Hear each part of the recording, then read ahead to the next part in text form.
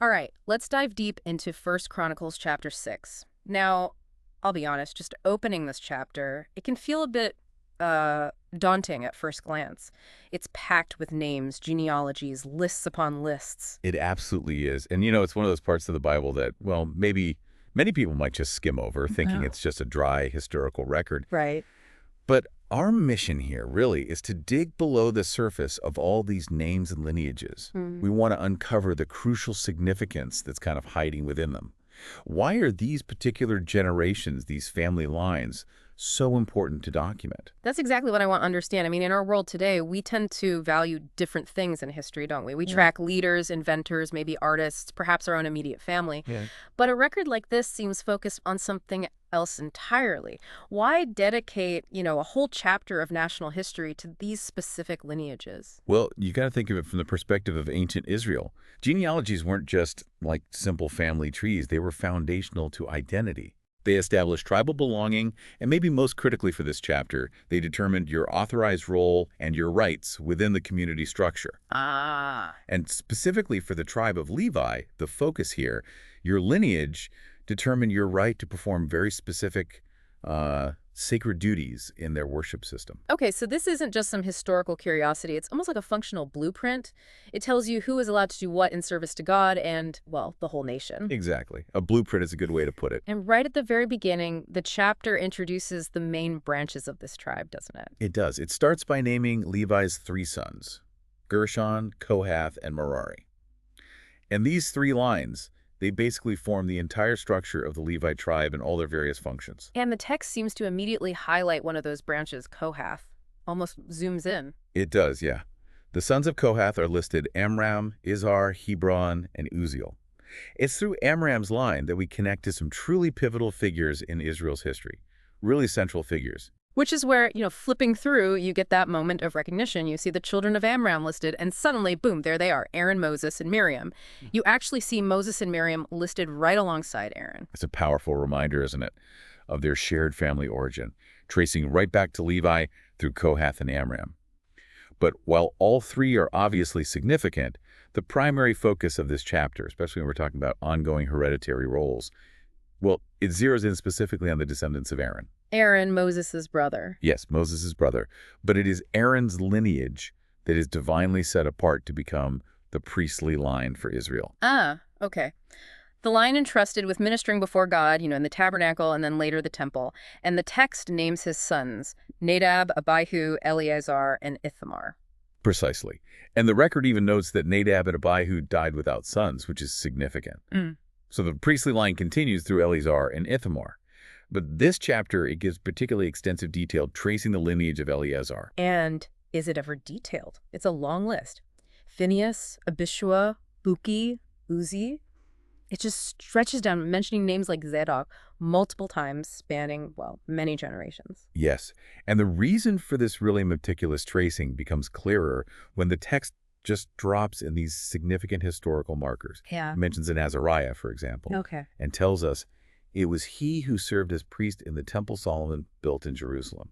Now think about it. It connects this specific priest in this specific lineage directly to a landmark structure and a major era in Israel's history. Wow. So it's not just a name on a list, it's a name tied to service in the central place of worship during Israel's golden age. That really grounds the genealogy in real time and space. Exactly. It anchors it. And the text provides another major anchor point further down the line. It lists Sariah and his son Jehozadak, Mm-hmm. and then states explicitly that Jehozadak was deported when the Lord sent Judah and Jerusalem into exile by the hand of Nebuchadnezzar. So this connects the lineage directly to that devastating event, the Babylonian exile. It shows its continuity even through, utter national catastrophe. So this record is basically showing the unbroken flow of this sacred lineage through the entire sweep of Israelite history, from the wilderness wandering in the tabernacle, through the glory days of the temple, and even into the trauma of exile. That continuity is absolutely key. This meticulous recording, it really emphasizes the legitimacy and the unbroken heritage of those authorized to hold the sacred office of priest. Which makes you wonder, what exactly was it about this specific line, Aaron's descendants, mainly through Eleazar, that demanded such precise generation-by-generation record keeping? What made them so central? Well, their importance stemmed entirely from the unique role God assigned them. The Aaronid priests, they were the intermediaries. Hmm. They were consecrated to perform the most sacred duties in Israel's worship system. They were the ones who offered the sacrifices that dealt with sin, who ministered at the altar of incense, and crucially, who entered the most holy place, the inner sanctuary of the tabernacle and temple, making atonement for Israel. Atonement, like covering sin, making things right. Exactly, making reconciliation possible between God and the people. And this service, it was done in accordance with all that Moses, the servant of God, had commanded. Their lineage wasn't just a matter of family pride. It was the God-ordained qualification for this absolutely vital, indispensable function. It was right at the very heart of Israel's relationship with God. Okay, so the priestly line is clearly central, absolutely pivotal to this chapter. But the record doesn't just stop there, does it? It seems to circle back and look at other Levite roles, too. It does, yeah. After detailing the extensive Aaronid lineage, it touches upon the descendants of Gershon and Merari again. It lists some of their prominent families, like Libni and Shimei for Gershon, and Mali and Mushi for Merari. Right, more names. Exactly. And while the sheer volume of names might seem, well, overwhelming, the text then shifts to highlight another specific, organized service within the Levite tribe, a different kind of role. And this is where we see the musicians get their due, finally. Absolutely. The text specifically mentions, these are the men David put in charge of the music in the house of the Lord. It even describes their dedicated service, ministering with music before the tabernacle and later the temple, apparently day and night.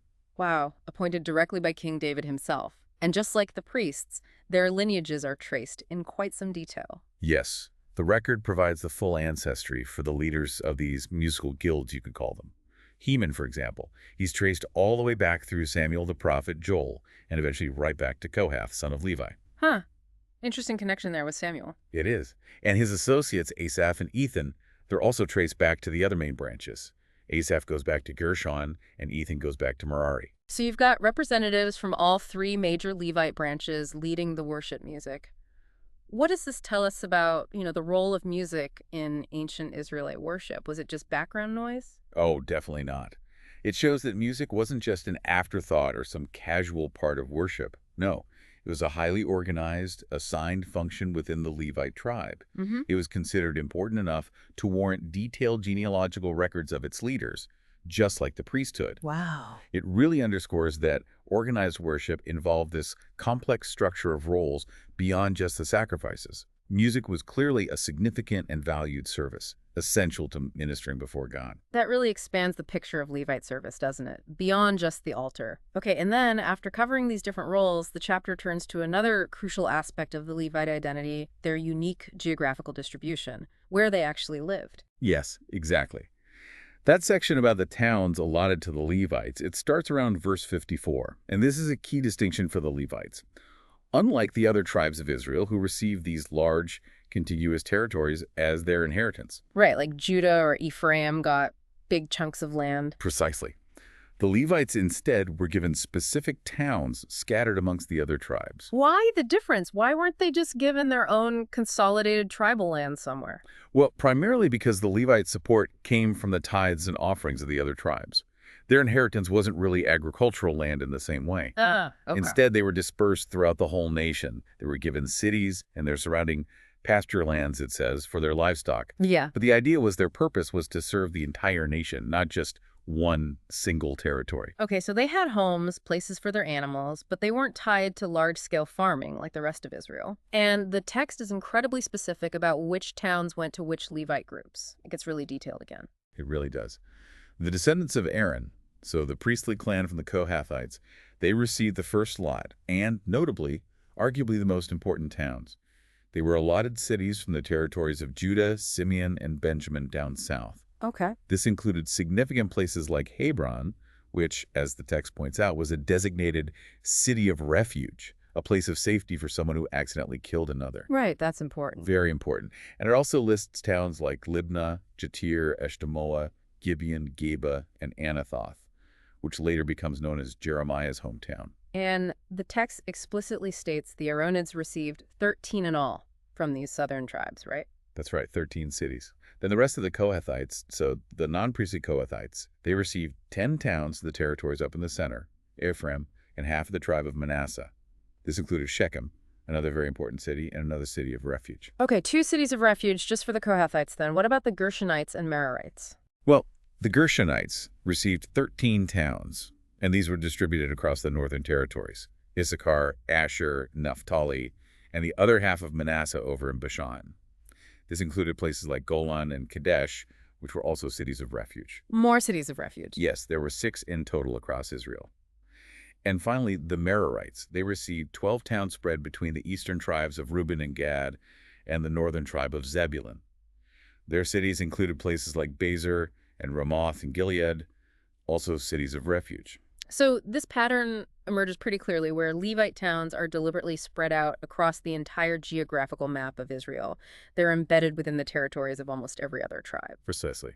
And what this unique settlement pattern powerfully signifies is their distributed function. They weren't meant to be isolated off in one corner. Right. They were strategically placed to be accessible throughout the entire nation. To act as, what was the practical purpose? To act as living resources, really, for all Israel. They served not only as caretakers of the sacred items and eventually the temple, but also as teachers of the law, potentially as local judges or mediators in disputes, and generally as spiritual guides. Okay. Their dispersal ensured that every part of Israel had, a nearby source of instruction, religious service, and connection back to the central worship system. It really highlights their role as a serving tribe, deeply integrated into the fabric of the nation, rather than being some separate land-based power structure. Okay, this definitely brings us to a deeper understanding. We've seen these intricate lists tracing the different branches of Levi, the crucial priestly line tied to specific historical moments, the organized musicians, other service roles. We've examined this unique pattern of land distribution, scattering them throughout the nation. So what's the ultimate takeaway here? What's the real insight we gain from wading through all this detailed record keeping in Chapter 6? I think the core insight is that this chapter reveals the highly structured and deeply lineage-based system of worship and national service in ancient Israel. It shows that identity and responsibility were just, inextricably linked to your ancestry, especially if you were a Levite. Right. This level of detail, it really emphasizes the crucial importance they placed on heritage and continuity for maintaining the integrity of their specific functions, everything from the sacred, atoning duties of the priests to the vital organized service of the musicians, and even the practical care and teaching roles spread across the land. It paints a picture of a society where service wasn't random, it was a hereditary calling, carefully documented and deliberately distributed across the nation. It really forces you to think about the values embedded in this kind of record, doesn't it? I mean, how does this level of detailed record keeping, specifically focused on service roles and lineage, compare to how identity and roles are tracked or passed down in societies today? What does the fact that this compiler prioritized recording these family lines tied to specific duties in worship and service tell us about what they considered truly important and lasting? What did they value? Exactly. And we've covered a lot here. We've explored the distinct branches of Levi, Gershon, Kohath, and Merari. We've seen the pivotal role and the deep history of the Aaronid line within Kohath, anchored to huge moments like the building of the temple and the trauma of the exile, underscoring the perceived continuity of the priesthood. Mm-hmm. We've highlighted the significant organized service of the musicians, also rooted firmly in specific lineages. And we've really tried to understand the strategic distribution of Levite settlements throughout Israel, designed precisely for their role as a serving tribe, integrated throughout the nation. Yeah. This chapter doesn't just list names, it meticulously records who was appointed to serve in these sacred roles and where they were strategically placed to live and serve the nation. So maybe the final thought for you, the listener, is this. Consider what might be lost if such detailed records of dedicated service, particularly service connected to worship and spiritual guidance, were not preserved, while perhaps records of, say, military conquest or political leadership were. What does prioritizing the recording of lineage and service over other forms of achievement tell us about the compiler's perspective and what they wanted future generations to remember and understand about the very heart of their national life? That's certainly something to ponder.